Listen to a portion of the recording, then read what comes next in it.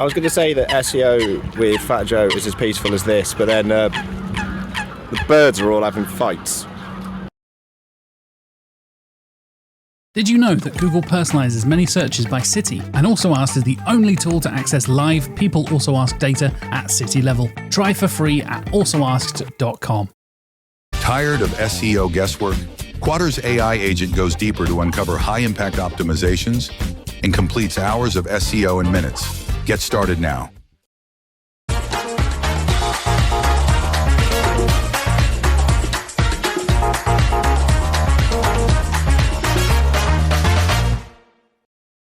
Thank you, everyone. So this is the first time that I've done brightonSEO, and I have to apologise in advance. I'm very lucky to have made it today. I've been very ill for the last 2 weeks, so I might look a bit flustered or sound a bit flustered. I am still feeling rather poorly, but I didn't want to miss today and presenting everything around query counting and what it means, why we use it, and how you could potentially use it too. So first of all, one of the tools that I've been working on for the last 5 years is SEO Stack. And basically what I wanted to do was take Search Console data and take away all the limitations.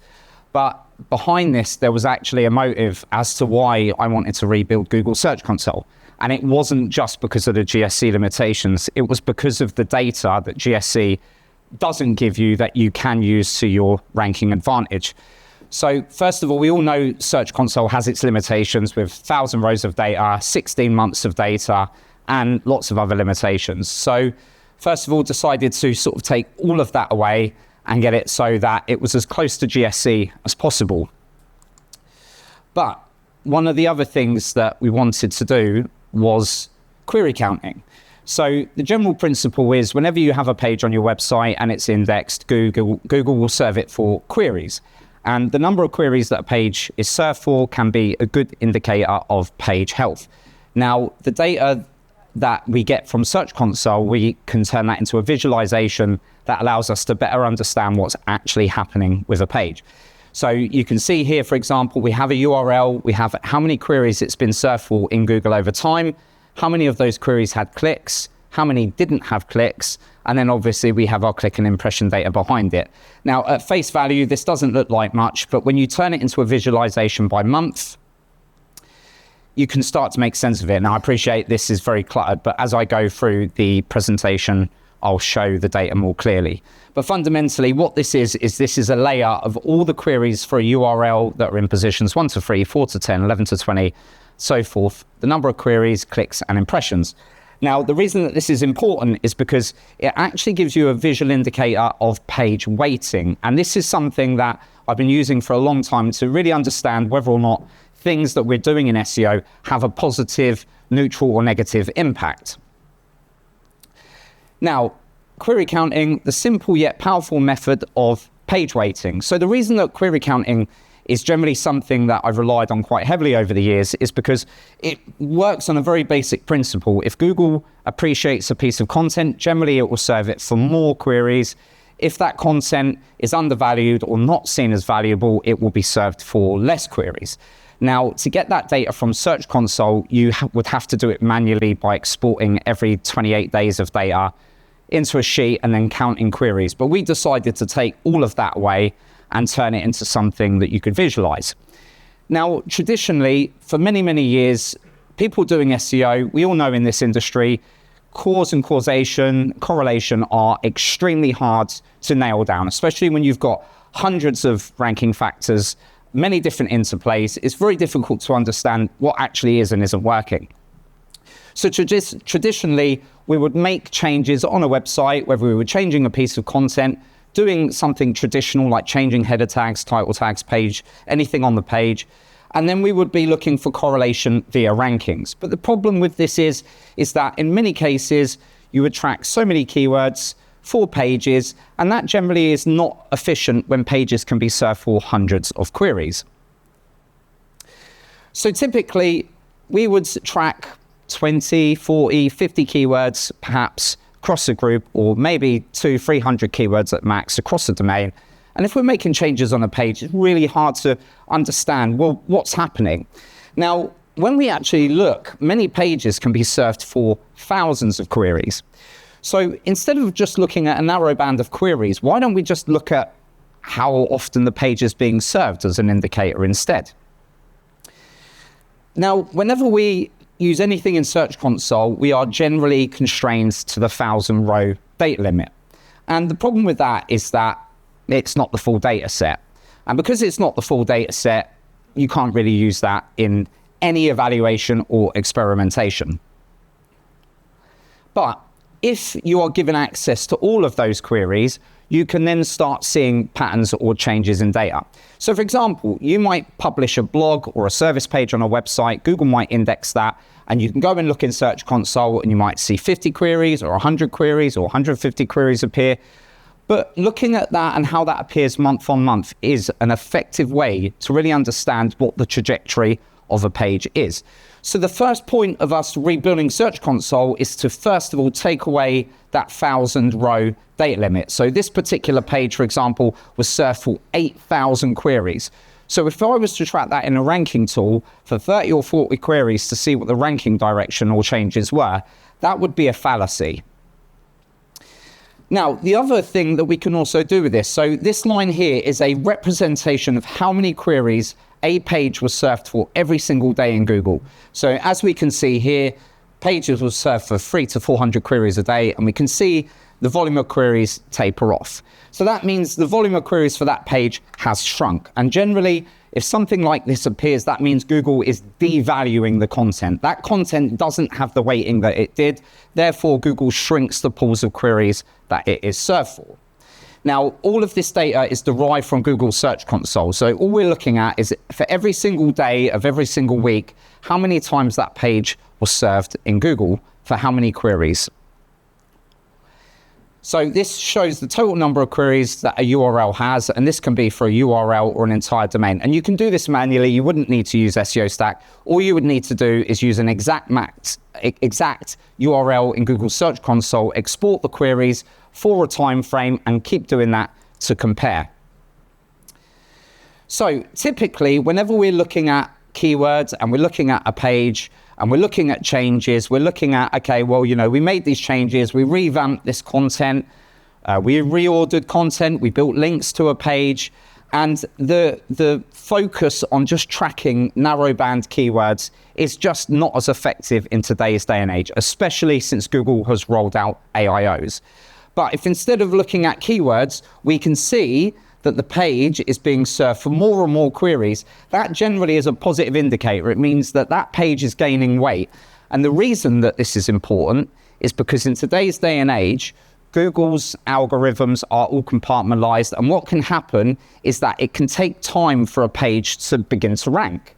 And this is why query counting gives us a good longer term view of the direction a page is going in.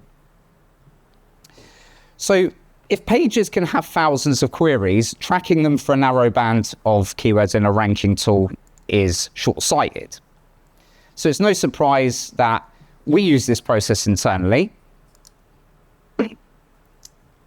And we've done this consistently to rank all our own assets. So over the years, I've competed against many agencies, SEO agencies.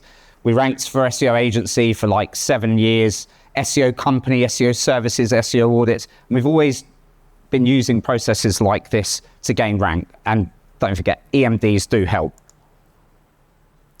And my own stuff. That is not an EMD. I thought it would be good to have an EMD and a non-EMD just to prove the point, because whenever I show SEO audits, someone goes, well, that's just an EMD. So I wanted to prove both points. So using query counting in SEO. So the general consensus is that if Google no longer appreciates a piece of content, the volume of queries that it will be served for will shrink, and that's bad.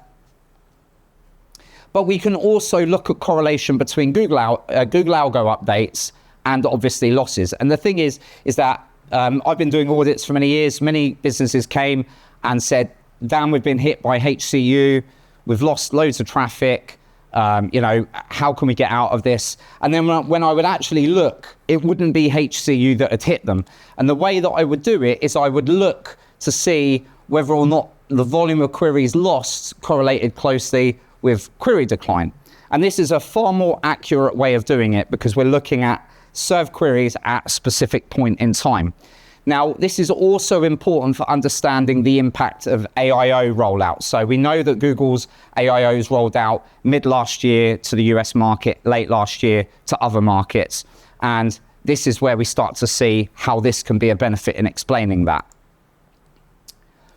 So we can see, for example, pre-decline. And this is something that I've seen over and over again, only during query counting, not during anything else. I could see that the impact of algo updates would actually sometimes happen before the update was announced. I could see all of a sudden Google changing something, the volume of queries would drop, and then I could see that something was about to happen, and then lo and behold, a Google core update would be announced. And looking at this in greater detail, looking and really zooming in, it makes it a lot easier to actually pinpoint which updates are doing the damage. Because for too long, if Google rolled out a series of updates that were in close proximity, people would often say, well, it must be helpful content update, when actually it would be something else. And that could make a big difference to strategic direction, with people changing content or making changes to a website that actually they didn't need to make those changes.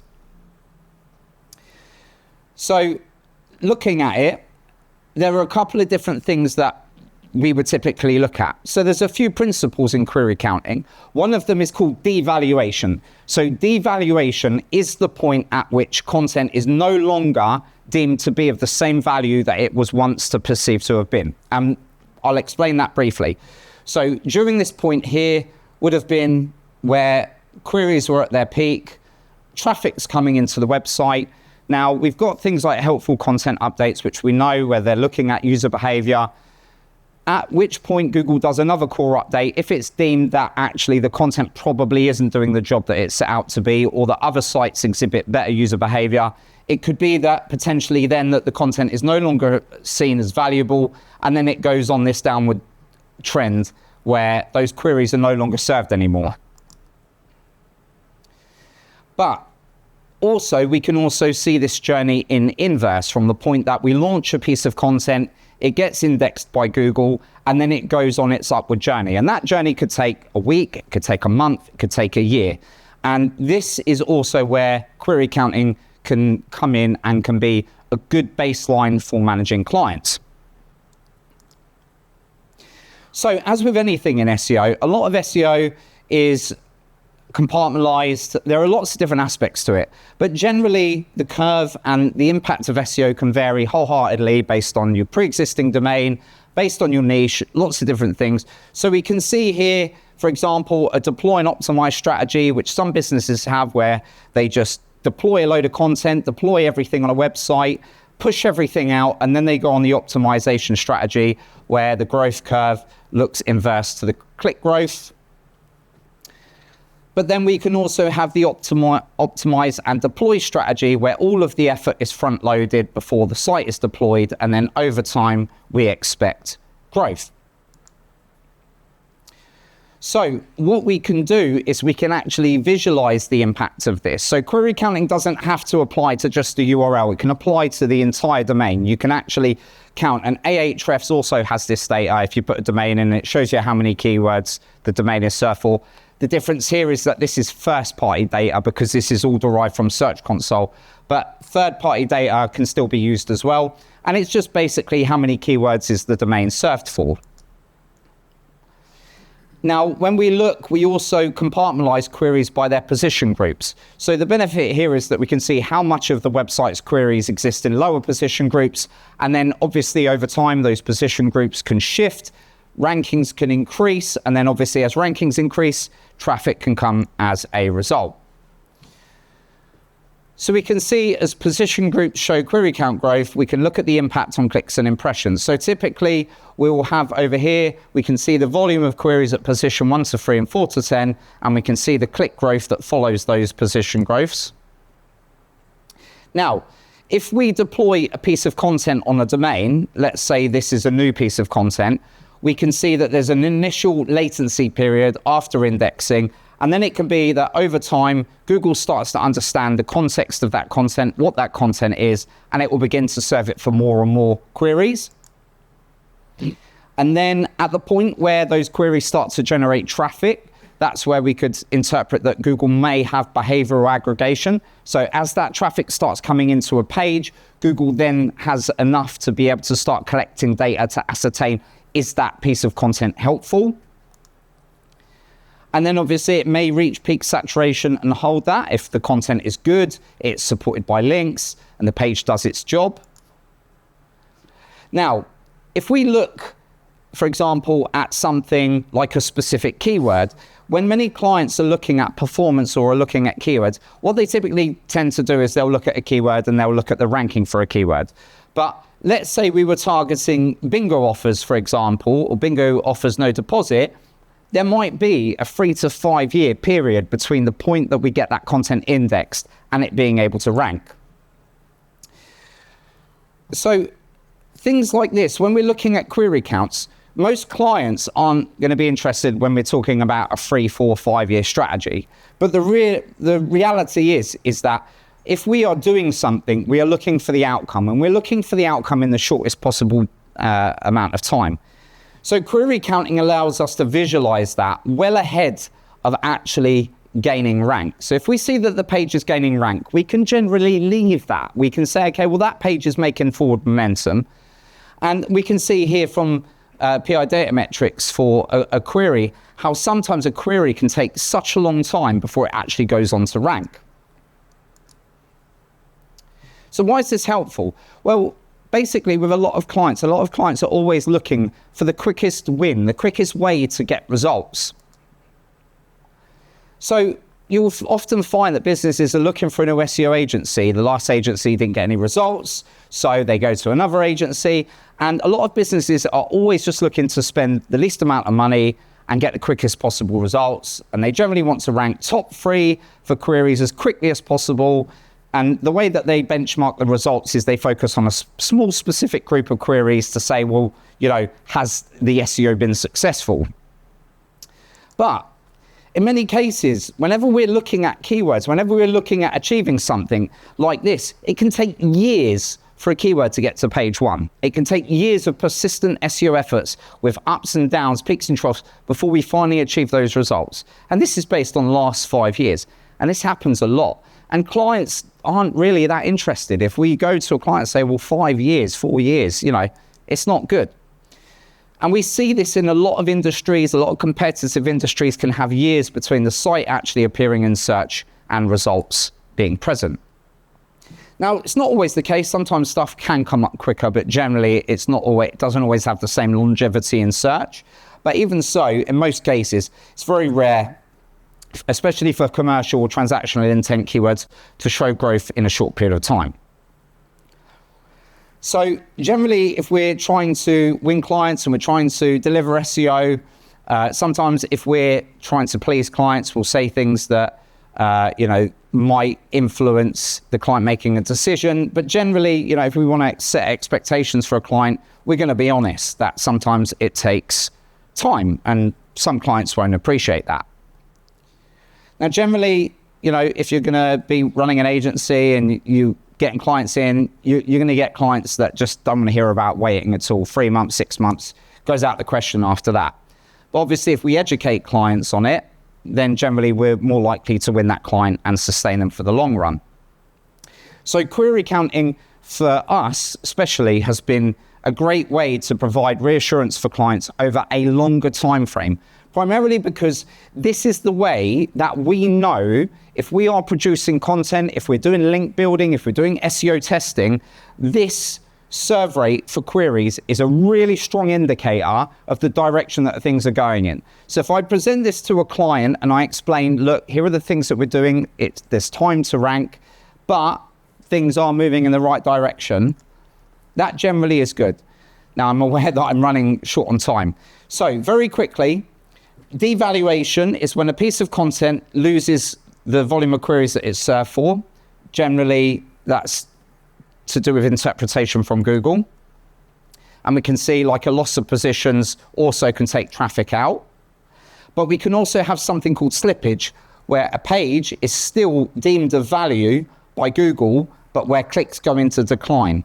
And slippage is just basically where Google still values the content, but the average position slips back slightly. That slippage in average position takes the clicks away, but if the volume of queries is sustained, Google still values that content.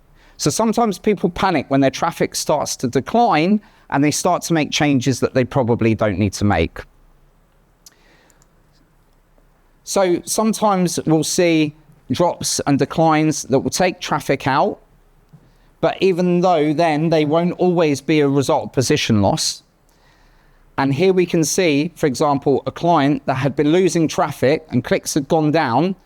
After AIO's rollout, we can see clearly here that the positions 1 to 3 actually went up, but they still lost traffic.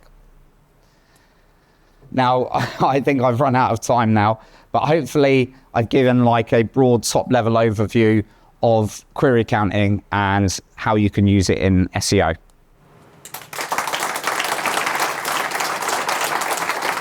Thank you. Demand sphere. Limitless visual insights from the SERPs. Unlimited dashboards and users. Easy to use and easy to scale your growth to new levels.